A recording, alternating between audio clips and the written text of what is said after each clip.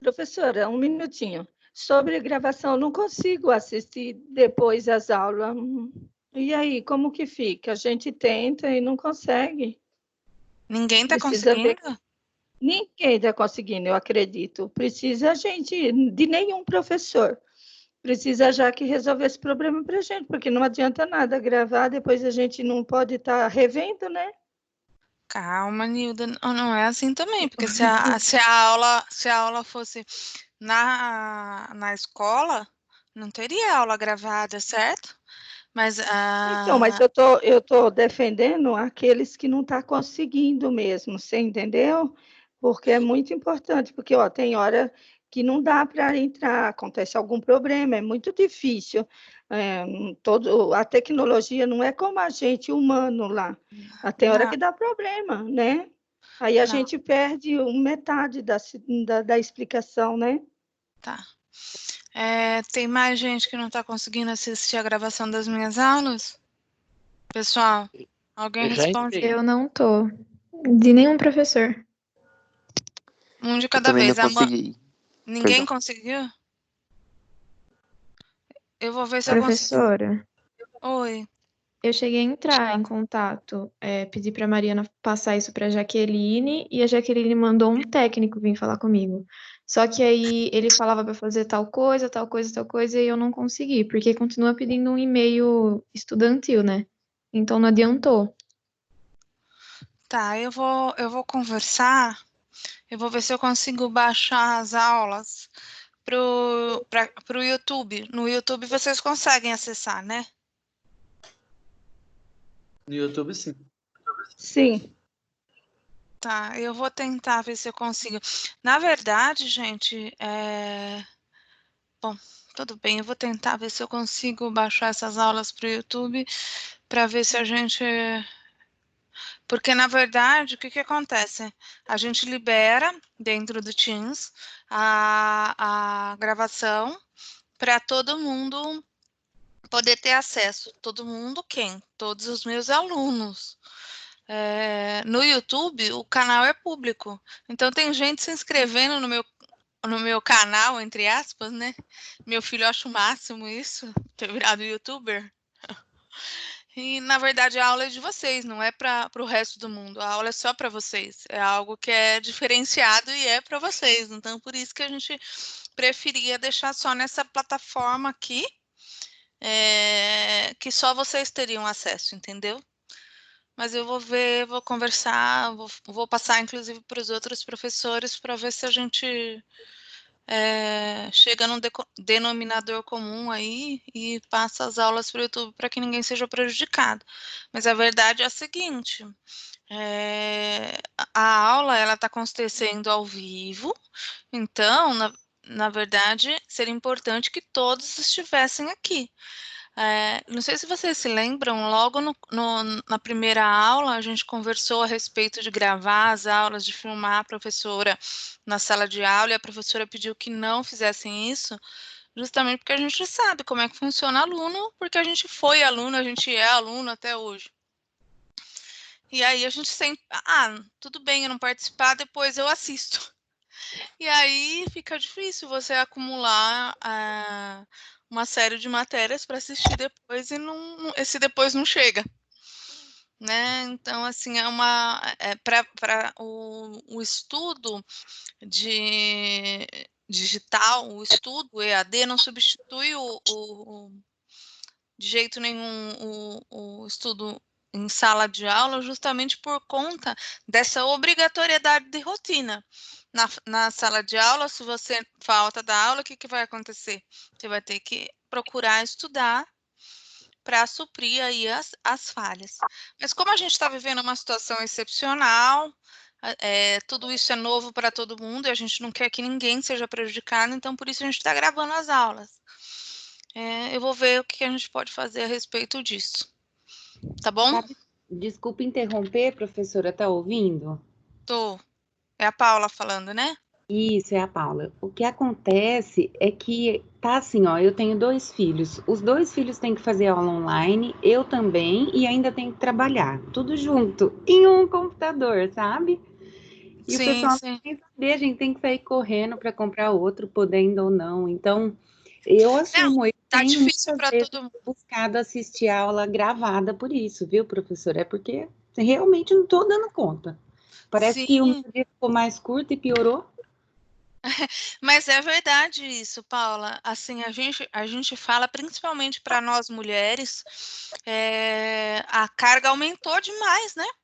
Para quem tem Nossa, filho muito. pequeno, a história do homeschooling tá deixando a gente doida, né?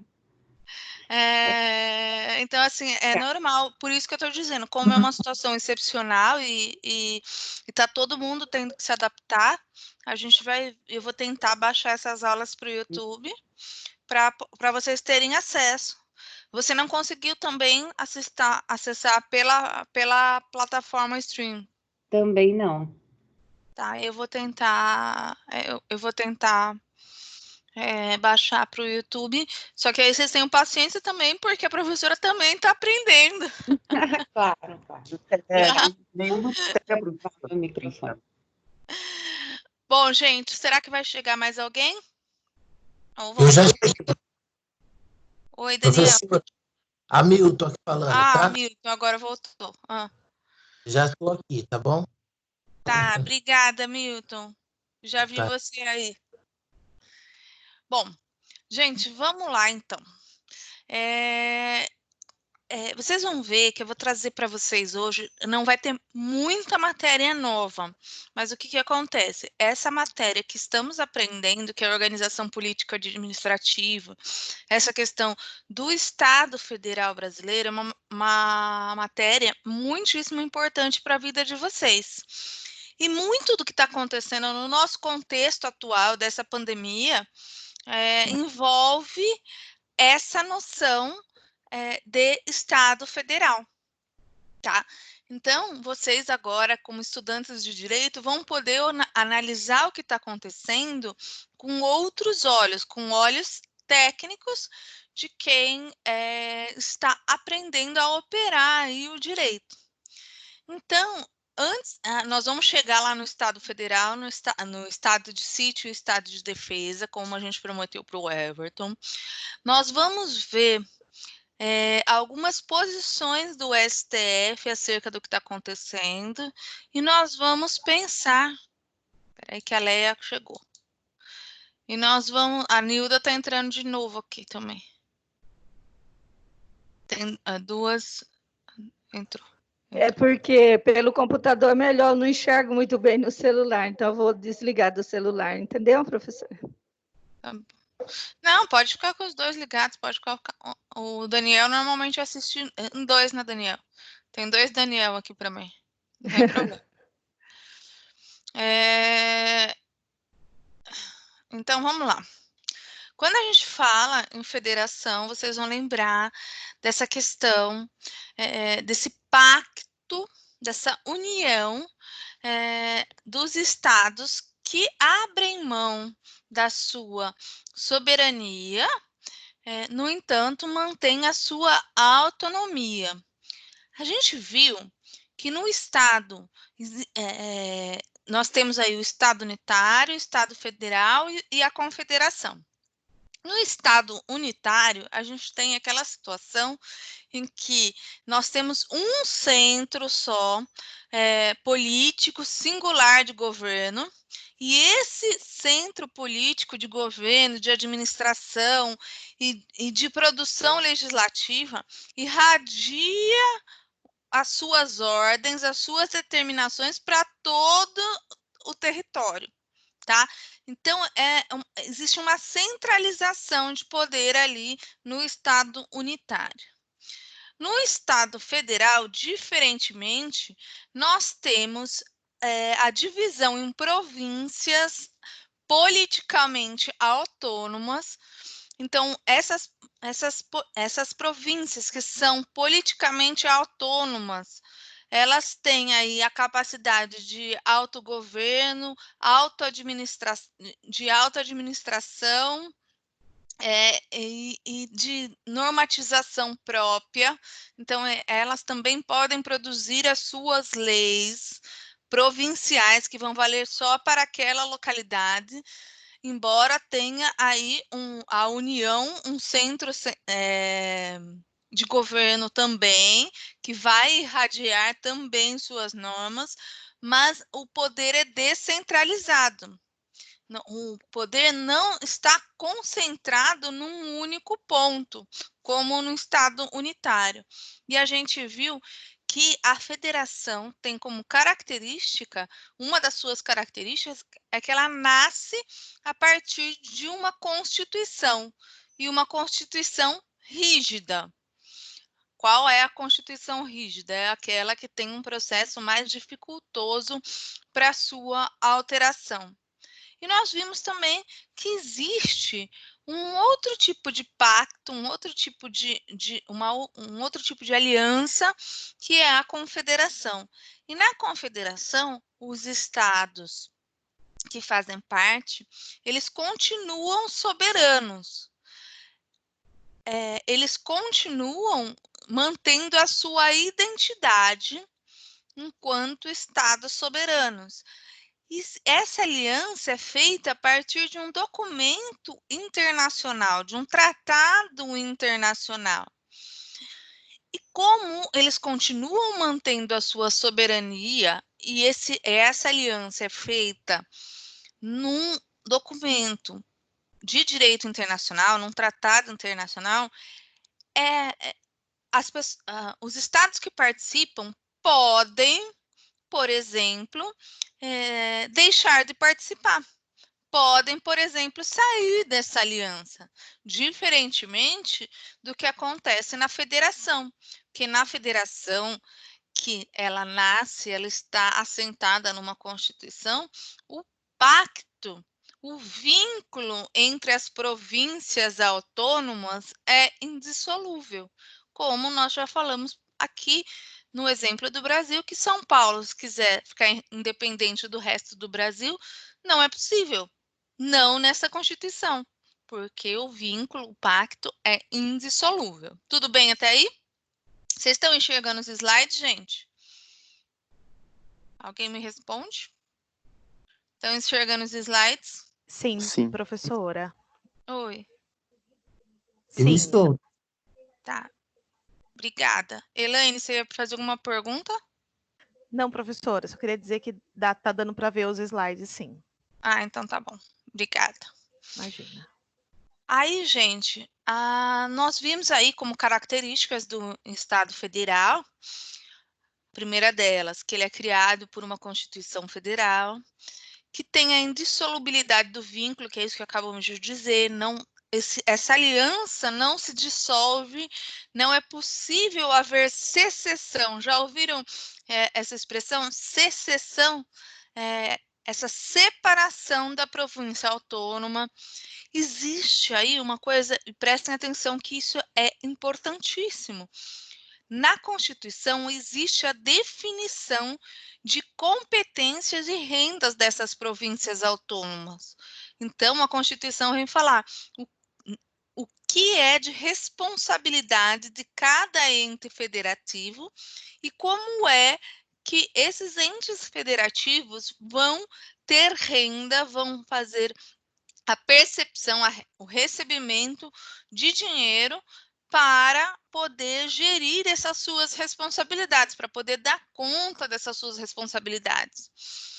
E a regra, então, como os entes federativos mantêm a sua autonomia, é da não intervenção federal nos estados. É só excepcionalmente que pode haver intervenção federal nos estados nos casos previstos na Constituição. E são só naquelas hipóteses que é possível essa intervenção. E aí, gente, a gente viu que também é importantíssimo numa federação, e é característica dessa federação, a existência de um tribunal constitucional. O que é esse tribunal constitucional? É aquele ente do judiciário, aquele órgão do judiciário que vai ser guardião da Constituição. E consequentemente, guardião do Pacto Federativo. Vocês vão ver que aqui no Brasil, esse papel de Tribunal Constitucional é feito pelo STF. E é papel dele guardar a Constituição e guardar, portanto, o Pacto Federativo. Eu estou batendo e ressaltando isso. Espera aí que chegou alguém. Mariana.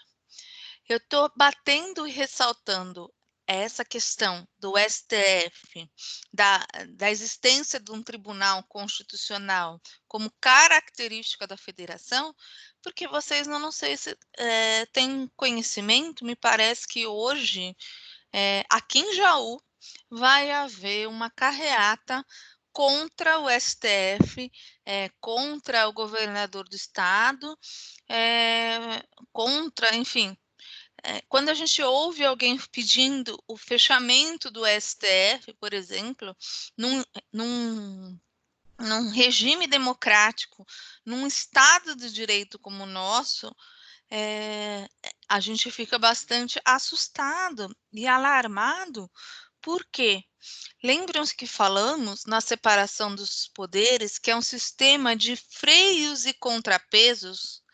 Então, lembram-se que quando Montesquieu pensou nessa separação dos poderes, ele pensou justamente porque para que o poder não fosse concentrado na mão de um só, porque todo homem que tem o poder tende a abusar dele. Então é por isso que se pensou nessa divisão entre executivo, legislativo e judiciário, para que eles se equilibrem, para que um fiscalize o outro e ninguém e se diminua a possibilidade de abuso do poder. Opa!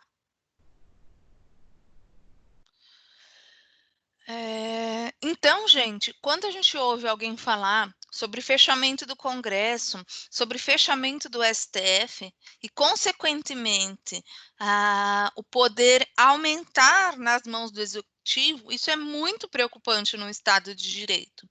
Na verdade, vocês vão ver que isso é próprio dos regimes ditatoriais.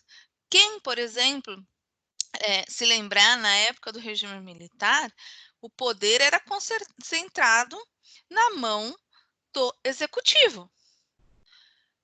O judiciário e o legislativo estavam apequenados. E aí tem gente que diz que não havia corrupção na época do regime militar. E isso é uma inverdade. Isso é mentira, isso é uma falácia. Por quê? Não é que não havia corrupção, não havia investigação, porque o poder estava concentrado na mão deles. Então, quem iria fiscalizar? Quem iria denunciar? Entende? Se denunciasse, poderiam ser torturados, mortos. Quem iria julgar? Então, não é que não existia corrupção. A democracia é falha, porque é feita de seres humanos. Logicamente, por óbvio, o STF e o Congresso são passíveis de críticas, sim, sem dúvida nenhuma, e é papel da população criticar, fiscalizar, cobrar a atuação do STF, a atuação do Congresso e a atuação do Executivo também. Agora, quando a gente para e pensa que você está ouvindo dentro de um Estado de Direito, que tem gente pedindo fechamento de Congresso, fechamento do STF, acende um sinal de alarme aqui, porque não sei se vocês tem um exemplo muito pertinho aqui da gente de poder concentrado na mão do Executivo, que é a Venezuela. Ditadura, gente, existe de direita e existe de esquerda. Nós tínhamos, por exemplo, no Chile e aqui no Brasil, aconteceu na época aí do regime militar, a ditadura de direita. Enquanto na Venezuela, em Cuba, ditadura de esquerda. Então, o problema não está em ser direita ou esquerda, o problema está em violar o Estado democrático de direito. O problema está no regime ditatorial. Por quê? Porque aí o poder é concentrado na mão apenas do executivo e o que acontece? Não existe sistema de freios de contrapesos, não existe poder de fiscalização, então a chance de abuso do poder é grande, entende? Vamos lá, gente, continuando aqui, ó.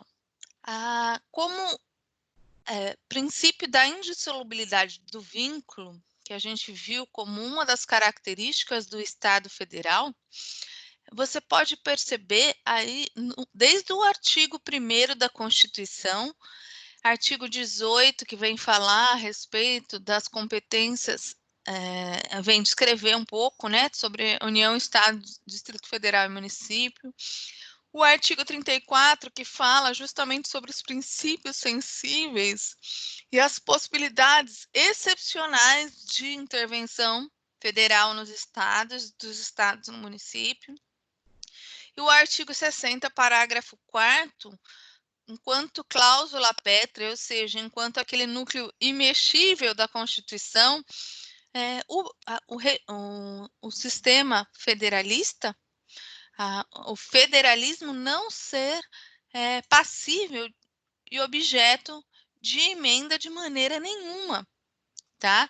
Então, não dá para deixar o Brasil de ser uma federação, inclusive por conta de fazer parte, de estar registrado isso expressamente no artigo 60, parágrafo 4º.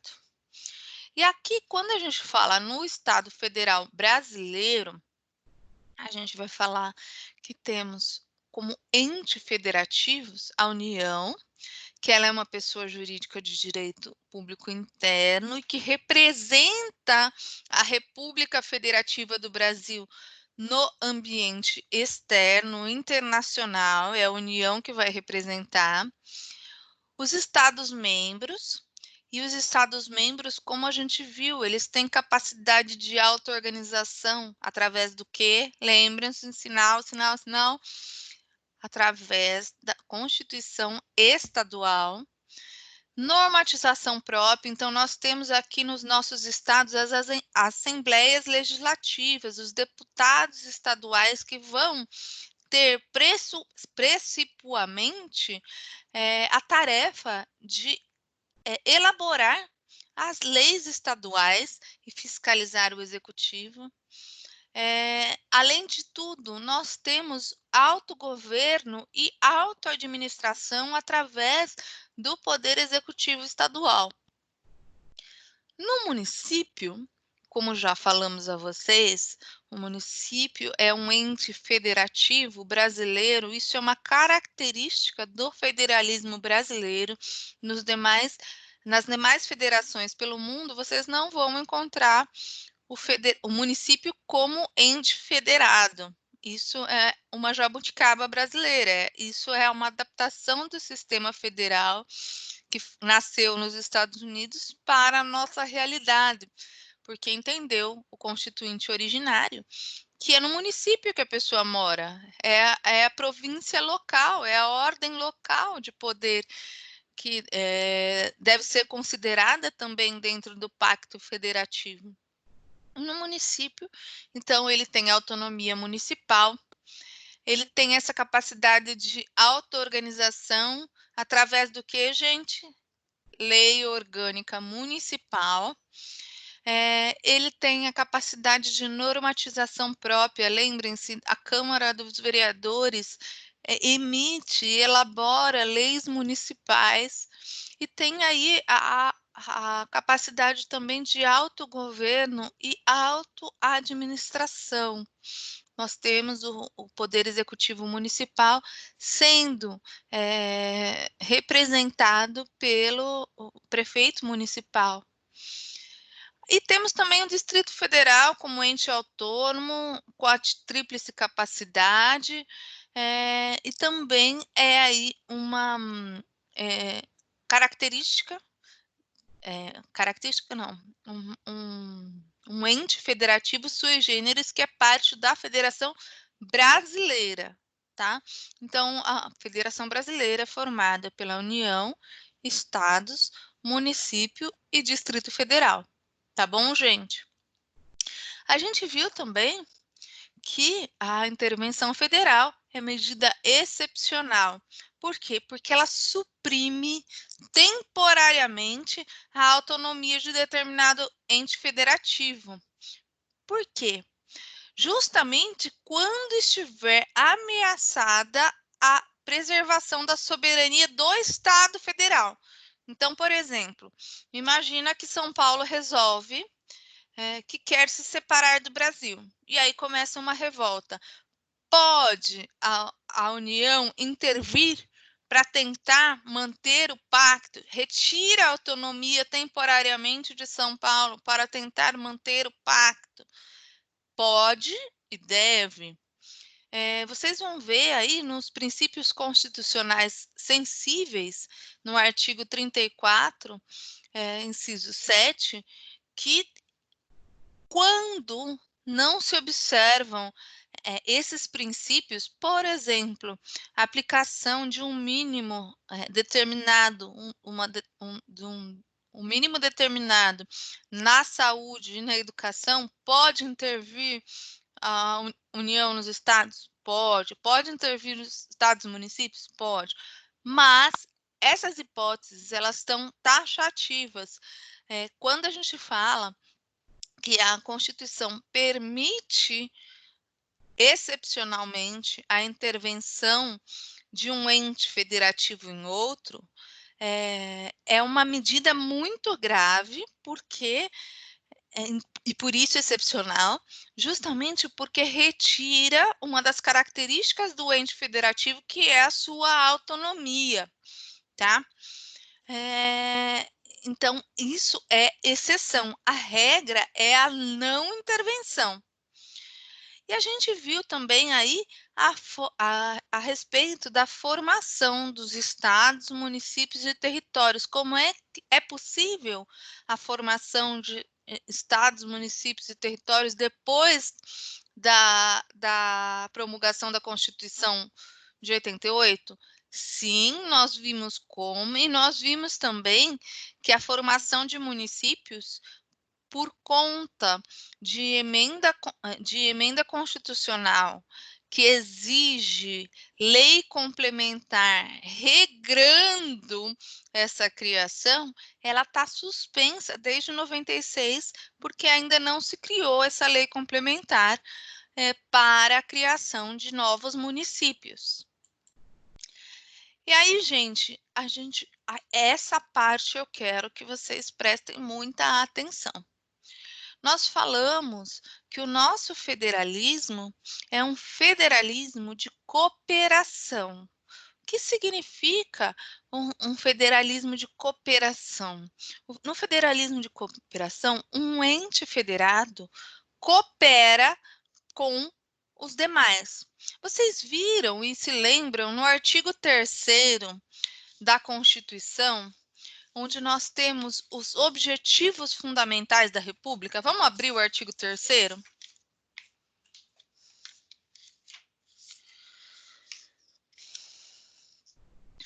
Acharam?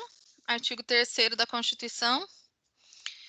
Constituem objetivos fundamentais da República Federativa do Brasil. 1.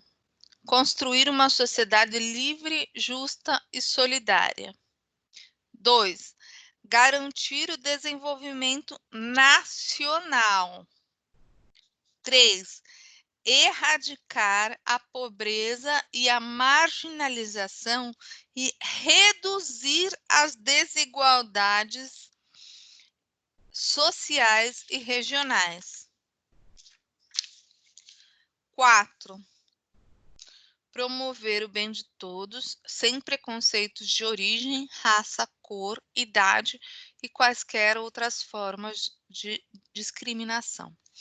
Gente, o Brasil é um país de tamanho, de dimensão continental. É lógico, até pela nossa história de colonização, que existem regiões que são mais desenvolvidas e regiões que são menos desenvolvidas. Todas elas, por mesmo ainda assim, têm sua autonomia que deve ser respeitada. No entanto, vocês estão vendo que o documento fundante do Estado Federal Brasileiro, que é a Constituição, tem como seus objetivos a diminuição dessas desigualdades sociais e regionais. Tem como objetivo a promoção de bens de todos. Tem como objetivo a construção de uma sociedade livre, justa e solidária. Portanto, os entes federativos devem cooperar uns com os outros para atingimento desses objetivos. Quando a gente vê aí a questão da distribuição das competências e das rendas, pensem os senhores, a União, nos impostos federais, arrecada um montante extremamente significativo. Nós somos uma das nações que mais pagam imposto no mundo. E por que pagamos imposto? Parem para pensar. Existe um princípio constitucional de solidariedade e é a base, inclusive, da tributação. Todo mundo paga um pouquinho de imposto, entrega um pouco para o coletivo, para a distribuição do bem comum, para a distribuição e para que cada ente federativo tenha condição de cumprir as suas competências. Então, por exemplo, quando a gente fala na Constituição que a educação é direito de todos e dever do Estado, como é que se mantém um sistema educacional? Então, nós damos a obrigação ao Estado, mas precisamos financiar ou dar um modo de arrecadação para cumprimento daquela obrigação. É lógico, gente, a gente não é ingênuo, a gente sabe que, infelizmente, a corrupção, como já falamos em aula, é algo sistêmico e cultural do brasileiro, tá? Infelizmente, os políticos acabam sendo reflexo da nossa cultura do jeitinho, da nossa cultura de, se eu tiver oportunidade, eu vou me dar bem. Infelizmente, isso é assim. Então, a gente não está negando que, por exemplo, há desvios de verbas em todas as esferas. A gente não deve aceitar isso, por óbvio, claro. Isso não é legal, isso não é constitucional, isso é desvio de caráter, sim. Mas a gente não é ingênuo de saber, de pensar que eu vou pagar o meu imposto, sabendo que esse dinheiro vai todo, por exemplo, para o bem comum. A gente sabe que não é assim, infelizmente. Aliás, isso aqui é um parêntese, o nosso sistema tributário, ele é bem complexo. E, bom, eu não vou entrar muito nesse mérito, porque senão a gente vai desviar do foco da aula. Mas existe a possibilidade constitucional de taxação das grandes fortunas. Por exemplo, existe um estudo em andamento e isso já passou, está ali para ser aprovado pelo Congresso Nacional. Essa taxação de grandes fortunas poderia, por exemplo, fazer um caixa bem significativo e dar conta dos meios necessários ou do dinheiro necessário que a gente vai precisar aí para enfrentar essa pandemia. Quando a gente fala, quem já ouviu falar do auxílio emergencial de R$600 que o governo federal vai dar aos autônomos? Esse auxílio emergencial, o governo não está dando, ele está devolvendo. O dinheiro não é do governo federal. O dinheiro foi investido pelo contribuinte. Eu não sei se vocês se lembram, a ideia do ministro da Economia, a princípio, era dar um auxílio de R$200. Aí o Congresso entendeu que R$200 não seria suficiente e subiu para 600. E aí, então, o presidente sancionou os R$ 600. Mas esse dinheiro não é dado pelo governo, ele é devolvido pelo governo. A gente paga imposto justamente para que a prestação do Estado, quando o cidadão precise, seja efetiva. Então, quando a gente fala aí, por exemplo, da quarentena, realmente todo mundo está preocupado, todo mundo vai ter que reavaliar seu modo de vida. Só que a primeira coisa, a gente precisa preservar a vida. Mas e aí, quem vai me ajudar? Aquele para quem você sempre contribuiu, aquele que arrecada justamente para promover o bem de todos, que é o Estado brasileiro, tá? Agora, um outro dado para vocês, sem fugir muito da aula, mas vocês sabiam que no Brasil, para cada R$ 1 gasto em corrupção, nós temos R$ 6 gastos em sonegação? E quem sonega, gente, normalmente, quem tem mais imposto para pagar, normalmente é quem tem mais dinheiro. Então, a gente precisa parar para pensar bem a respeito dessa questão de fechamento do Congresso, fechamento do STF, porque a gente não pode ser ingênuo. Existem muitos grupos econômicos pressionando os governantes e o governante. Aí o que vai acontecer? Se a gente não tem esse sistema de freios e contrapesos, é muito mais fácil a gente ficar à mercê do poderio econômico. Bom, mas vamos em frente. Só uma introduçãozinha, faz parte da matéria, mas nós vamos voltar aqui para a organização político-administrativa. Nós falamos, então, que o nosso federalismo é de cooperação. Então, o que tem a União a ver com o desenvolvimento regional do Nordeste, por exemplo? Tudo. Tem tudo a ver. O que tem a ver, por exemplo, o estado de São Paulo com o município de Jaú? Tudo. Embora o estado de São Paulo seja um ente federativo, o município de Jaú seja outro ente federativo, a gente viu que o nosso federalismo estabelecido na Constituição é um federalismo de cooperação. Diferente, por exemplo, do federalismo norte-americano, que é um federalismo dual, que aí as províncias autônomas, no caso deles são só os estados, né, e a União,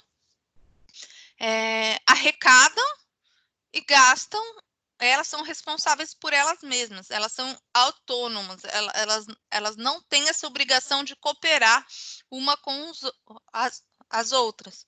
Mas o Brasil, até pela sua história de formação, que é diferente da dos Estados Unidos, os seus colonizadores eram outros. Aqui nós tivemos a colonização por Portugal e eles lá pela Inglaterra. A nossa colonização sempre foi de exploração. Existem essas desigualdades regionais gritantes. Nós temos aí o estabelecimento desse federalismo de cooperação e a descentralização do poder.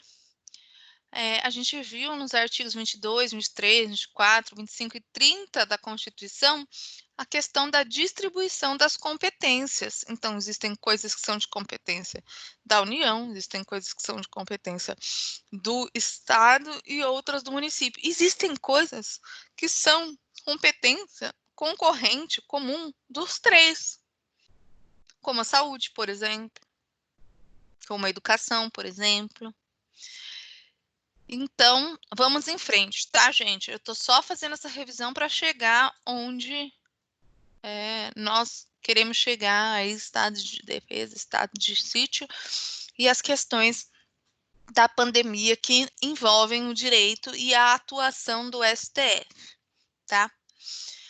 A gente viu aí que os estados, então, enquanto ente federativo, ele tem a capacidade de auto-organização, autogoverno, auto-administração, Nós vimos a questão de como é que se formam os estados a partir da Constituição Federal de 88.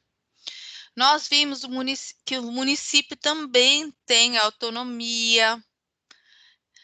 Nós vimos que o município tem capacidade de auto-organização, de autogoverno e auto-administração. Nós também vimos como é que se formam os municípios e que essa formação de município está suspensa desde 96 até a edição de lei complementar. Nós vimos o Distrito Federal enquanto pessoa jurídica de direito público interno, ente federativo que também tem autonomia, que também tem a tríplice capacidade de auto-organização, autogoverno e auto-administração, que ele serve para abrigar a sede do governo federal.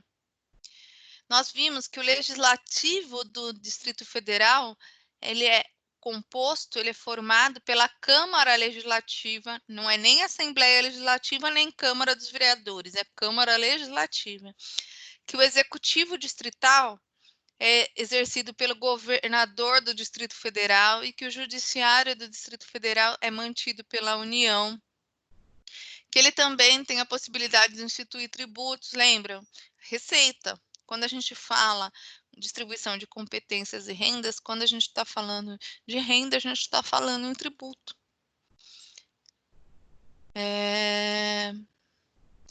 E por fim, então, a gente chegou aí a algumas conclusões, dentre as quais a federação é a forma de Estado, cujo objetivo é manter reunidas as autonomias regionais. Gente, gravem isso. Autonomias regionais, manter reunidas as autonomias regionais é objetivo da federação. Então, vocês aí devem estar percebendo essa discussão toda que tem entre o governo federal e os governadores de estado. E aí tem gente dizendo, o governador de estado, não só no estado de São Paulo, tá, gente? Isso não é uma coisa só local. Tem outros estados enfrentando o mesmo problema. Goiás, Santa Catarina, Paraná, dizendo que os governadores são autoritários, que os governadores, quando mandam fechar a via, eles estão sendo quase que ditadores. Não. Gente, a questão é a seguinte. Nós temos um modelo constitucional estabelecido numa federação. Essa federação pressupõe as autonomias regionais. Acontece que, na prática, como o nosso federalismo é de cooperação, nunca se enxergou muito bem, nunca os entes federativos, estados e municípios tiveram muito bem percebidos ou caracterizados ou como parte do dia a dia essa autonomia. Acho que é a primeira vez na história que essa autonomia está sendo, e até porque essa pandemia é algo inédito na história do mundo, não só do Brasil, penso que seja a primeira vez que nós possamos observar os estados assumindo o seu papel de ente federativo autônomo para gerir, auto-administrar e autogovernar a sua província regional, os seus interesses locais. Isso é possível numa federação? É possível e esperado. Não tinha acontecido isso ainda. A gente não conseguia perceber muito bem essa autonomia dos estados e dos municípios enquanto entes federativos. Isso é saudável e esperado numa federação. Vimos aí que essa federação se assenta numa Constituição, então, portanto, as normas que os entes federativos devem observar de suas competências e rendas estão na Constituição Federal, que é o documento fundante do Estado Federal. E aí você vê que nessa Constituição, esses estados, esses entes federados, são retratados como entes autônomos, que não são soberanos, mas são autônomos. E na confederação, diferentemente, a gente já viu, né? A confederação, cada ente, cada estado mantém a sua soberania. O pacto da federação é indissolúvel. Enfim, agora nós vamos chegar na questão do estado de defesa e do estado de sítio. Nós vamos começar essa parte da aula abrindo a Constituição no artigo 136. Opa, alguém chegou na sala. Mariana. Eu vou sugerir que a gente faça um intervalinho agora de 15 minutos e voltemos e aí a gente vai direto. Pode ser? Porque aí a gente já não para, não interrompe o raciocínio. Pode ser? Pode ser. Então, 15 minutinhos, gente. 9h35 agora, 15 minutinhos. Vou parar a gravação. Ô, professora,